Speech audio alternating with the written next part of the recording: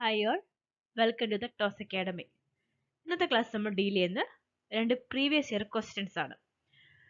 Previous year ക്വസ്റ്റ്യൻസിൻ്റെ കൂടെ അതുമായി ബന്ധപ്പെട്ട ടോപ്പിക് കൂടെ നമ്മൾ കവർ ചെയ്യുകയാണ്. പ്രത്യേകിച്ച് റെഡ് ഡാറ്റ ബുക്ക് എന്ന് പറഞ്ഞൊരു ടോപ്പിക്ക് നമ്മൾ ഈ ഒരു PYQ സെക്ഷനിൽ കവർ ചെയ്യുന്നുണ്ട്.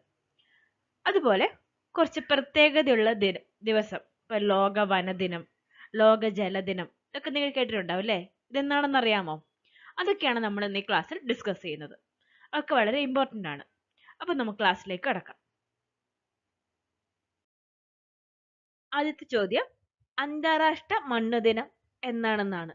ഓപ്ഷൻസ് ഉണ്ട്: ജൂൺ 5, ഒക്ടോബർ 5, ഫെബ്രുവരി 28, ഡിസംബർ 5. നമുക്ക് എല്ലാവർക്കും അറിയാം ജൂൺ 5ന്റെ പ്രത്യേകത എന്താണ്? ജൂൺ 5ന്റെ പ്രത്യേകത ലോക പരിസ്ഥിതി ദിനമാണ് അല്ലേ? എൻവയോൺമെന്റൽ ഡേ ആണ് ജൂൺ 5. ഒക്ടോബർ 5ന്റെ പ്രത്യേകത എന്താണ്? വേൾഡ് ടീച്ചേഴ്സ് ഡേ ആണ്, അധ്യാപക ദിനമാണ്. ഫെബ്രുവരി 28 സയൻസ് ഡേ ആണ്, നാഷണൽ സയൻസ് ഡേ. ഡിസംബർ 5ന്റെ പ്രത്യേകതയാണ് അന്താരാഷ്ട്ര മണ്ണ് ദിനം. ക്ലിയർ ആയോ? ബാക്കി കുറച്ച് ദിവസങ്ങളുടെ പ്രത്യേകത കൂടി നമുക്ക് നോക്കാം. ഇവിടെ നോക്കൂ, ലോക തണ്ണീർത്തട ദിനം എന്നാണ്. ലോക തണ്ണീർത്തട ദിനം, വേൾഡ് വെറ്റ്ലാൻഡ് ഡേ, ഫെബ്രുവരി 2 തീയതിയാണ്. അതുപോലെ ലോക വന്യജീവി ദിനം, world wild life day, March 3 ആണ്. ഇമ്പോർട്ടൻ്റ് ആണ്. അന്താരാഷ്ട്ര വനദിനം, അന്താരാഷ്ട്ര വനദിനം എന്താണ്? മാർച്ച് 21. ലോക ജലദിനം എന്നാണ്? മാർച്ച് 22. ലോക കാലാവസ്ഥാ ദിനം മാർച്ച് 23, 23 തീയതി. അപ്പൊ 21, 22, 23. വനദിനം, ജലദിനം, കാലാവസ്ഥ. അപ്പൊ ദേശീയ ശാസ്ത്ര ദിനമാണ് ഫെബ്രുവരി 28. ലോക അധ്യാപക ദിനം ഒക്ടോബർ 5. ലോക പരിസ്ഥിതി ദിനം ജൂൺ 5. ഭൗമദിനം, എർത്ത് ഡേ എന്നാണ്? ഏപ്രിൽ 22. ലോക ഓസോൺ ദിനം, വേൾഡ് ഓസോൺ ഡേ എന്നാണ്? സെപ്റ്റംബർ 16. അതുപോലെ അന്താരാഷ്ട്ര മണ്ണ് ദിനം ഡിസംബർ 5. വെറ്റ്ലാൻഡ് ഡേ ദിനം, അതുപോലെ തണ്ണീർത്തട ദിനം, അതുപോലെ വന്യജീവി ദിനം, വനദിനം, ജലദിനം ഒക്കെ വളരെ ഇമ്പോർട്ടൻ്റ് ആണ്. നമ്മുടെ ഓസോൺ ദിനം, അതുപോലെ പരിസ്ഥിതി ദിനം ജൂൺ 5 തീയതി ഒക്കെ ഓർത്തു വെക്കണം, ഇമ്പോർട്ടൻ്റ് തന്നെയാണ്.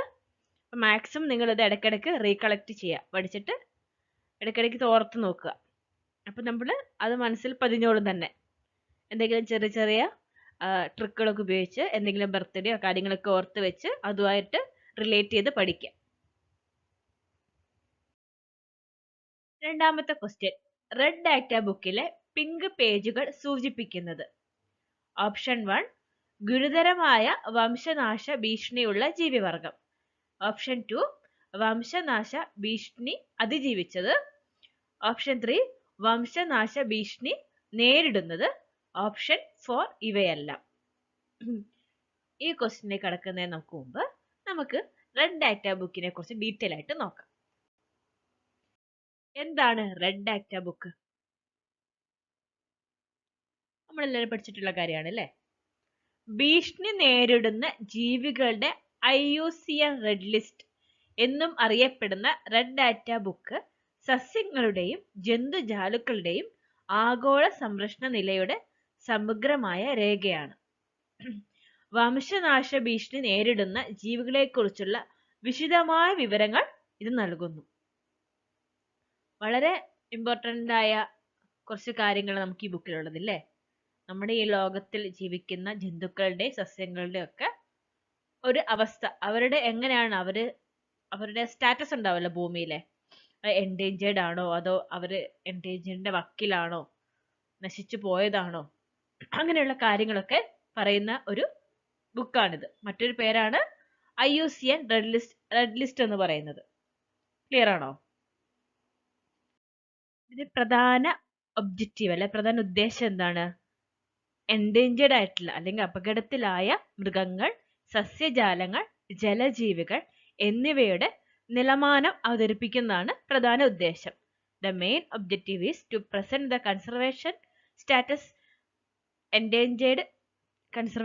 of endangered animals, plant species and aquatic life. Then നമുക്കറിയാം ഇതൊരു ബുക്കാണ് അല്ലേ, എല്ലാ ജീവജാലയെ കുറിച്ച് ഒന്നിച്ചു കൊടുക്കുകയല്ല ചെയ്ത്. അതിൽ കുറച്ച് കാറ്റഗറൈസ് ചെയ്തിട്ടുണ്ട്. അത് ഏതൊക്കെയാന്ന് നോക്കാം, ഏതൊക്കെ വിഭാഗങ്ങളായിട്ടാണ് കൊടുത്തിരിക്കുന്നത്. ഫസ്റ്റ് വൺ, അപര്യാപ്തമായ ഇനം, എക്സ്റ്റിന്റ് ആയിട്ടുള്ള ആൾക്കാരെയാണ് കൊടുത്തിട്ടുള്ളത്. എന്ന് വെച്ചാൽ എന്താണ്, സകലമായി മരിച്ചുപോയ സസ്യജന്തുക്കൾ, species that have completely died out. ഈ ഭൂലോകത്ത് നിന്ന് കംപ്ലീറ്റ്ലി എന്ത് പോയി, അവര് മരിച്ചുപോയി, നശിച്ചു പോയിട്ടുണ്ട്. അത് ജന്തു ആണേലും സസ്യമാണേലും കംപ്ലീറ്റ്ലി നശിച്ചു പോയ ആൾക്കാരെയാണ് പറയുന്നത് എക്സ്റ്റിന്റ് ആയിട്ടുള്ള ആൾക്കാരില്ലേ, അപര്യാപ്തമായ ഇനം. ദെൻ അടുത്ത ഏതാണ്, പ്രകൃതിയിൽ അപ്രത്യക്ഷമായ ഇനം. പ്രകൃതി എന്ന് പറയുമ്പോൾ എക്സ്റ്റിന്റ് ഇൻ ദ വൈൽഡ് എന്ന് കൊടുത്തുകൊണ്ടോ, EW. പ്രകൃതിയിൽ ജീവിക്കാൻ കഴിയാതെ പക്ഷെ പരിപാലന കേന്ദ്രങ്ങളിൽ ജീവിക്കുന്ന ജന്തുക്കൾ. അവർക്ക് നമ്മുടെ ഇപ്പോൾ കാട്ടിൽ വളരുന്ന ഒരു ജന്തു ആണെങ്കിൽ അവർക്ക് അവിടെ അവർ നശിച്ചുപോയി, ഫുള്ള് കാട്ടിൽ നശിച്ചുപോയി. പക്ഷെ നമ്മളൊരു പരിപാലന കേന്ദ്രത്തിൽ കൊണ്ടുവന്നിട്ട് അവരെ വളർത്തുന്നുണ്ട്, അങ്ങനെ അവർ ജീവിച്ചിരിപ്പുണ്ട്. Species that survive only in captivity not in the wild. അങ്ങനെയുള്ള ജന്തുക്കളുടെ ലിസ്റ്റും ഈ ബുക്കിലുണ്ട്. ദെൻ അടുത്താണ് തീവ്ര വിപത്തിലായ ഇനം, ക്രിട്ടിക്കലി എൻഡേഞ്ചേർഡ്, CR. വംശനാശന ഭീഷണിയിൽ ആയിരിക്കുന്ന ജീവിവർഗങ്ങൾ. Species that face an extremely high risk of extinction in the wild. വേണ്ടി ശ്രദ്ധിക്കണം, ഹൈ റിസ്ക് ആണ് ഇവിടെ, എക്സ്ട്രീമിൽ ഹൈ റിസ്ക് ഓഫ് എക്സ്റ്റിൻഷൻ. അതാണ് തീവ്ര വിപത്തിലായ ഇനങ്ങൾ എന്ന് പറയുന്നത്, ക്രിട്ടിക്കലി എൻഡേഞ്ചേർഡ്. അടുത്താണ് വിപത്തിലായ ഇനം, എൻഡേഞ്ചേർഡ് ആയിട്ടുള്ള ആൾക്കാർ, വംശനാശന ഭീഷണി നേരിടുന്നവർ. Species that high risk of extinction. എക്സ്ട്രീമിൽ എവിടെയാണ്, ക്രിട്ടിക്കലി എൻഡേഞ്ചേർഡ് ആണ്, പക്ഷെ ഹൈ റിസ്ക് മാത്രമേ ഈ ഒരു കാറ്റഗറിയിലുള്ളൂ എൻഡേഞ്ചേർഡ് വരുന്നത്. അപ്പൊ രണ്ടും മാറിപ്പോലെ. ഏറ്റവും കൂടുതൽ അപകടത്തിലായ ആൾക്കാർ ആരൊക്കെയാണ്, ആരെ പറയുന്ന പേരാണ് ക്രിട്ടിക്കലി എൻഡേഞ്ചേർഡ്. ഓക്കെ, ഞാൻ തൊട്ട് താഴെയുള്ളതാണ് വിപത്തിലായ ഇനം, എൻഡേഞ്ചേർഡ് ആയിട്ടുള്ള സ്പീഷീസുകൾ. ദെൻ അടുത്താണ് അപവിപത്തിലായ ഇനം, വൾണറബിൾ, വംശനാശന ഭീഷണി നേരിടുന്ന പക്ഷേ കുറച്ചു കാലം കൂടി നിലനിൽക്കാൻ സാധ്യതയുള്ള ജീവിവർഗങ്ങൾ. Species that are at risk but not as critical. ഉടനെ ഒന്നും അവര് നശിച്ചു പോവില്ല ഭൂമുഖത്തുനിന്ന്, പക്ഷെ കുറച്ചു കാലം കഴിഞ്ഞാൽ അവര് എന്താ പറയാ, എൻഡേഞ്ചേർഡ് ആയി പോവും. പക്ഷെ നമ്മുടെ ക്രിട്ടിക്കലി അല്ലെങ്കിൽ എൻഡേഞ്ചേർഡ് ആയി ഇങ്ങനെ തൊട്ടടുത്ത് നിൽക്കുകയല്ല, അവരുടെ പോപ്പുലേഷനൊക്കെ കുറച്ചുകൂടി ഉണ്ട്. മറ്റവരുടെ പോപ്പുലേഷൻ പെട്ടെന്ന് ഒരു 90% ഒക്കെ കുറഞ്ഞു വരികയാണ് ചെയ്യുക, ക്രിട്ടിക്കൽ എൻഡേഞ്ചേർഡും എൻഡേഞ്ചേർഡിന്റെ കാര്യത്തിൽ വരികയാണെങ്കിൽ. ദെൻ ഇതിന്റെ പ്രാധാന്യം, റെഡ് ഡാറ്റ ബുക്ക് പ്രകൃതിയിൽ ഉണ്ടാവുന്ന ജീവിവർഗങ്ങളുടെ നിലവാരം അറിയാനും അവ സംരക്ഷിക്കാനുമുള്ള ഒരു പ്രത്യേക രേഖയാണ്. വേറെ വിഭാഗങ്ങളും കുറച്ചുകൂടി ഉണ്ട് ഇവിടെ. അതാണ് അസുരക്ഷിത ഇനം, അസുരക്ഷിതമായ ഇനം, നിയർ ത്രെറ്റൻഡ്, ഭാവിയിൽ വംശനാശന ഭീഷണി നേരിടാൻ സാധ്യതയുള്ള ജീവിവർഗങ്ങൾ. ഭാവിയിൽ ഇന്ന ജീവി നശിക്കാൻ ചാൻസ് ഉണ്ട് എന്ന് ഉള്ള കാറ്റഗറിയാണ് നിയർ ത്രെറ്റൻഡ് എന്ന് പറയുന്നത്. ഇനി കുറച്ചു കാലം മുമ്പ് അറിയാത്ത ഇനം, ഡാറ്റ ഡെഫിഷ്യന്റ്, ആവശ്യമായ വിവരങ്ങൾ ലഭിക്കാത്ത ജീവിവർഗങ്ങളാണ് ഈ ഒരു കാറ്റഗറിയിലുള്ളത് കേട്ടോ. അത് അത്ര ഇമ്പോർട്ടൻ്റ് അല്ല, പക്ഷെ നമ്മുടെ ത്രെറ്റൻഡ്, എൻഡേഞ്ചേർഡ്, അതുപോലെ ക്രിട്ടിക്കലി എൻഡേഞ്ചേർഡ്, വൾണറബിൾ ഒക്കെ ഒന്ന് ഓർത്തു വെക്കുക, എന്താണ് അവർ കൊണ്ട് ഉദ്ദേശിക്കുന്നതെന്ന്. ഇനി നമുക്ക് നോക്കാനുള്ളത്, ഈ ഓരോ കാറ്റഗറി ഉണ്ട് പറഞ്ഞില്ലേ, ഓരോ കാറ്റഗറിക്കും ഓരോ കളറാണ് പേജസിന് കൊടുത്തിരിക്കുന്നത്. അത് ഏതാണെന്ന് നമുക്ക് നോക്കാം. നമ്മളോട് ചോദിച്ചത് അങ്ങനെയല്ലേ ക്വസ്റ്റ്യൻ, പിങ്ക് പേജ് എന്തിനെയാണ് സൂചിപ്പിക്കുന്നതെന്നല്ല ചോദിച്ചിരിക്കുന്നത്. ആദ്യം കൊടുത്തിരിക്കുന്ന പേജ് റെഡ് പേജസ്, ചുവന്ന പേജുകൾ. ചുവന്ന ബോക്സിൽ കൊടുത്തിരിക്കുന്നത് അതുകൊണ്ടാണ് മനസ്സിൽ നിങ്ങൾക്ക് പതിയാൻ വേണ്ടിയിട്ട്. ഈ പേജുകളിൽ ആരെയാണ് കൊടുത്തിട്ടുള്ളത്, ആരെ ലിസ്റ്റാണ് കൊടുത്തിട്ടുള്ളത്? ഈ പേജുകൾ ഗുരുതരമായ വംശനാശന ഭീഷണി നേരിടുന്ന അല്ലെങ്കിൽ വംശനാശന ഭീഷണി നേരിടുന്ന ജീവികളെ പട്ടികപ്പെടുത്തുന്നു. എന്ന് വെച്ചാൽ ഉദ്ദേശിക്കുന്നത് നമ്മുടെ critically endangered or at immediate risk of extinction, എക്സ്റ്റിൻഷന് വക്കിലെത്തി, നശിച്ചു പോകുന്നതിന് വക്കിലെത്തി, തീരാനുള്ള സ്റ്റേജ് എത്തുന്ന അല്ലെങ്കിൽ ക്രിട്ടിക്കലി എൻഡേഞ്ചേർഡ് ആയിട്ടുള്ള ജീവികളാണ് ഇവിടെ പട്ടികപ്പെടുത്തുന്നത്. ഈ പേജുകളിലെ സ്പീഷീസുകൾ അടിയന്തര സംരക്ഷണ ശ്രമങ്ങൾ ആവശ്യമുള്ളവയാണ്. നമുക്കറിയാം, ഇപ്പൊ നമ്മൾ പറയാ ഒരു ജീവി ഇപ്പം നശിക്കും, ഇപ്പം തീരാൻ പോവുകയാണ്, അപ്പൊ നമ്മൾ പെട്ടെന്ന് ഒരു എഫേർട്ട് എടുക്കില്ലേ അതിനെ കൺസർവ് ചെയ്യാൻ വേണ്ടിയിട്ട്. ഇപ്പൊ require urgent conservation effort. Okay, red എന്താ ഗുരുതരമായ അവസ്ഥയാണ്, അതാണ് ഗുരുതരമായ അവസ്ഥയുള്ള ജീവികളെ പട്ടികപ്പെടുത്തുന്നു. ദെൻ പിങ്ക് പേജസ്, നമ്മൾ ക്വസ്റ്റ്യൻ ചോദിച്ചിരിക്കുന്നത് പിങ്ക് പേജസ് ആണ് അല്ലേ. അതിലെന്താണ്, നമ്മൾ ക്രിട്ടിക്കലി എൻഡേഞ്ചേർഡ് കഴിഞ്ഞപ്പോൾ നമ്മൾ വേറൊരു കാര്യം പറഞ്ഞിട്ടുണ്ടായിരുന്നു അല്ലേ, വംശനാശന ഭീഷണി നേരിടുന്നവ. ക്രിട്ടിക്കലി അല്ല, അവരെയാണ് ഇവിടെ ഉൾപ്പെടുത്തിയിരിക്കുന്നത്. ഈ പേജുകൾ വംശനാശ ഭീഷണി നേരിടുന്ന ജീവികൾക്കായി നീക്കിവെച്ചിരിക്കുന്നു. എന്നാൽ ഗുരുതരമായി അങ്ങനെയല്ല, ഗുരുതരമായി ഒന്നും അവർ നേരിടുന്നില്ല, പക്ഷെ വംശനാശന ഭീഷണി നേരിടുന്നവരാണ്. അവ ഇപ്പോഴും അപകട സാധ്യതയിലാണ്, പക്ഷെ കൂടുതൽ സംരക്ഷണ അവസരങ്ങൾ ഉണ്ടായേക്കാം. These pages are reserved for species that are endangered but not critically so. They are still at a significant risk but may have more conservation opportunities. മനസ്സിലായില്ലേ ഇത് നമ്മളെ വ്യത്യാസം എന്താണെന്ന്? അടുത്താണ് ഗ്രീൻ പേജസ്, പച്ച പേജുകൾ. എന്താണ് ഉദ്ദേശിക്കുന്നത്? ഒരിക്കൽ വംശനാശന ഭീഷണി നേരിട്ടതും എന്നാൽ വിജയകരമായ സംരക്ഷണ ശ്രമങ്ങൾ കാരണം വീണ്ടെടുക്കപ്പെട്ടതുമായ ജീവികളെ പട്ടികപ്പെടുത്തുന്നതാണ് ഈ പേജ്. ഇപ്പോൾ വംശനാശത്തിൽ നിന്ന് സുരക്ഷിതമാണെന്ന് കരുതപ്പെടുന്ന ജീവിവർഗങ്ങളെ ഇത് എടുത്തു കാണിക്കുന്നു.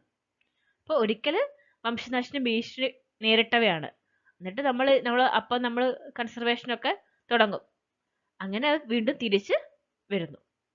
ആ ജീവികളെ അടയാളപ്പെടുത്തിയിരിക്കുന്ന അല്ലെങ്കിൽ കൊടുത്തിരിക്കുന്ന പേജസ് ആണ് പച്ച പേജുകൾ. അടുത്താണ് വൈറ്റ് പേജസ്, വെള്ളി പേജുകൾ. കാട്ടിൽ വംശനാശം സംഭവിച്ചതായി കണക്കാക്കപ്പെടുന്നു. തടങ്കലിൽ ഉദ്ദേശിച്ചത് നമ്മുടെ ഒരു സെറ്റപ്പിൽ നിയന്ത്രിതമായ പരിസ്ഥിതികളിലൊക്കെ മാത്രം കാണപ്പെടുന്നു. നമ്മൾ കൺസർവ് ചെയ്ത് അവരെ വളർത്തുന്നു, അവരുടെ പ്രോപ്പർ ആയിട്ടുള്ള നേറ്റീവ് പ്ലേസിൽ അവരെ കാണുന്നില്ല. അവരുടെ എന്താ പറയാ, കാട്ടിലൊരു ജീവിയാണ്, നശിച്ചു പോയി, പക്ഷെ നമ്മളത് ഒരു മൃഗശാലയിലോ അല്ലെങ്കിൽ അങ്ങനെ ഒരു സെറ്റപ്പിൽ വളർത്തുന്നു. Species that are considered extinct in the wild, found only in captivity or in the controlled environments are listed in the white pages.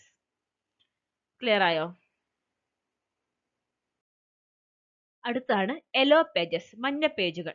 ഈ പേജുകൾ ദുർബലമായ ജീവികളെ, വൾണറബിൾ സ്പീഷീസുകളെയാണ് പട്ടികപ്പെടുത്തുന്നത്. അതായത് ശരിയായ സംരക്ഷണ നടപടികൾ സ്വീകരിച്ചിട്ടില്ലെങ്കിൽ അവ ഭാവിയിൽ എന്താണ് വംശനാശന ഭീഷണിയിൽ ആവും. അതാണ് ഇവിടെ ഉദ്ദേശിക്കുന്നത്. ദെൻ അടുത്താണ് ഗ്രേ പേജസ്, ചാരനിറത്തിലുള്ള പേജിൽ എന്താണ്, നമ്മൾ ലാസ്റ്റ് കൊടുത്തില്ലേ, ഡാറ്റ ഒന്നും അധികം ഇല്ലാത്ത ജീവികൾ, നമുക്ക് അതിനെപ്പറ്റി ഒന്നും അധികം അറിവില്ലാത്ത കുറച്ച് ജീവികളുടെ ലിസ്റ്റാണിത്. വംശനാശം സംഭവിച്ചതായി കണക്കാക്കപ്പെടുന്നതോ മതിയായ ഡാറ്റ ഇല്ലാത്തതിനാൽ അവയുടെ നില അനിശ്ചിതത്വത്തിലായതോ ആയ സ്പീഷീസുകൾ ഗ്രേ പേജുകളിൽ പട്ടികപ്പെടുത്തിയിട്ടുണ്ട്. അവയുടെ യഥാർത്ഥ സംരക്ഷണ നില നിർണ്ണയിക്കാൻ കൂടുതൽ ഗവേഷണം ആവശ്യമാണെന്ന് ഈ പേജുകൾ സൂചിപ്പിക്കുന്നു.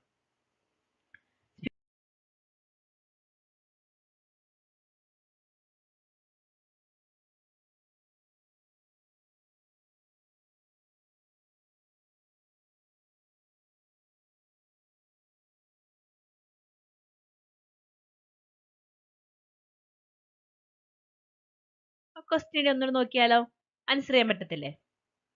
റെഡ് ഡാറ്റ ബുക്കിലെ പിങ്ക് പേജുകൾ എന്തിനെ സൂചിപ്പിക്കുന്നത്? ഗുരുതരമായ വംശനാശ ഭീഷണി ഉള്ളവരാണോ? അത് റെഡ് കളർ ആണല്ലേ. വംശനാശ ഭീഷണി അതിജീവിച്ചവര് അവരും അല്ല. അത് ഏത് കളറായിരുന്നു? വംശനാശന ഭീഷണി അതിജീവിച്ചവര് ഗ്രീൻ കളർ, പച്ച പേജിലാണ് അവര്. നമ്മുടെ പിങ്ക് പേജിൽ ആരാണ്? വംശനാശന ഭീഷണി നേരിടുന്ന ജീവികളെയാണ് പിങ്ക് പേജസിൽ കൊടുത്തത്. ഓക്കെ, അപ്പൊ ആൻസർ 3 ആണ്. ക്ലിയർ ആയോ?